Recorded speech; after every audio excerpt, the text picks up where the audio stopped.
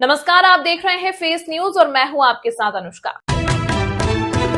दिखाते हैं देश प्रदेश की 100 छोटी बड़ी खबरें जो दिन भर बनी रही सुर्खियों में। आज बिग स्टोरी में देखिए, कांग्रेस अब प्रभात फेरी और गौ सेवा में उतरी। बीजेपी बोली यही वह पार्टी है जिसने गौमांस खाने की सिफारिश की थी। लंबे समय से सत्ता से दूर कांग्रेस जन जन तक पहुंचने के लिए उन कार्यक्रमों का सहारा ले रही है जो बरसों से बीजेपी का एजेंडा रहे हैं। गौ सेवा और प्रभात फेरी के जरिए भाजपा ने गांव से लेकर शहर तक हिंदुत्व और सनातन का झंडा फहराया है। यही वजह है कि कांग्रेस के कार्यक्रम को भाजपा चुनावी स्टंट बता रही है। वहीं अगली खबर नेपाल से, जहां पीएम केपी ओली के इस्तीफे के बाद भी अराजकता और हिंसा का दौर जारी रहा। अब भारत के आध्यात्मिक गुरु श्री श्री रविशंकर ने कहा है कि इस हिंसा में अंतर्राष्ट्रीय षड्यंत्र हो सकता है।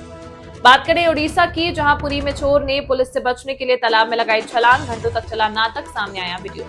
वहीं कर्नाटक कांग्रेस के विधायक सतीश कृष्ण सैल को गिरफ्तार किया गया। ईडी ने मनी लॉन्ड्रिंग मामले में यह बड़ी कार्रवाई की। इस मामले के सामने आने के बाद कर्नाटक में कांग्रेस की छवि को नुकसान पहुंच सकता है।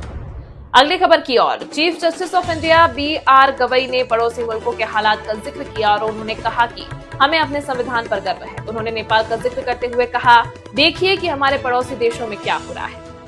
चुनाव से ठीक पहले बिहार के लिए एक और बड़े प्रोजेक्ट को मंजूरी। कई बड़े शहरों से होकर गुजरेगा 4 लेन हाईवे, 4 लेन का एक्सप्रेस कंट्रोल्ड कॉरिडोर जिसमें टोल टैक्स की सुविधा है और 100 किलोमीटर प्रति घंटा की डिजाइन स्पीड के साथ 80 किलोमीटर प्रति घंटा की औसत वाहन गति को सपोर्ट करता है, जो कुल यात्रा समय को लगभग 1.5 घंटे तक कम कर देगा। नेपाल में फंसे बीजेपी नेता समेत यूपी के 10 व्यापारी, परिजनों से टूटा संपर्क। वीडियो बनाकर सुनाई आप बीती। ये सभी लोग 7 सितम्बर को काठमांडू स्थित पशुपतिनाथ भगवान के दर्शन के लिए गए थे।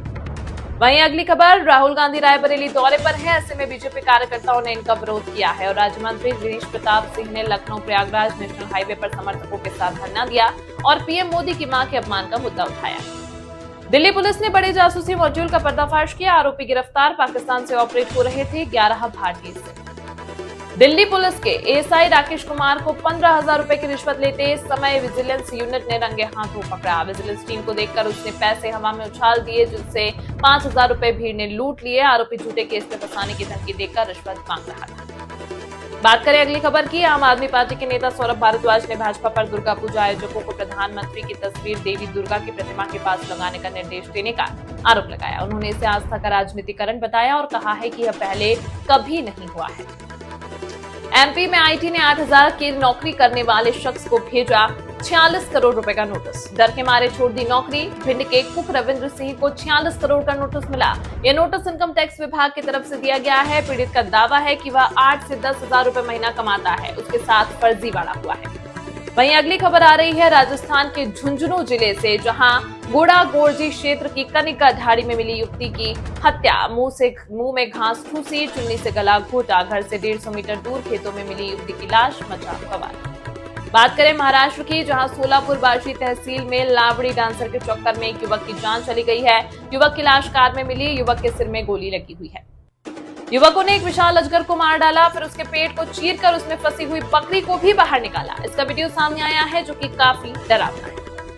हरिद्वार से आ रही है खबर, जहां रुड़की में हो रहा सांपों के जहर का अवैध कारोबार। छापेमारी में कोबरा और रसेल वाइपर समेत 86 जहरीले सांप बरामद। नौकरी लगते ही एक और पत्नी के बदल गए बोल। अब कह रही पति के साथ नहीं रहना, धोखे से हुई थी शादी। एक पति ने पत्नी पर धोखा देने का आरोप लगाया है।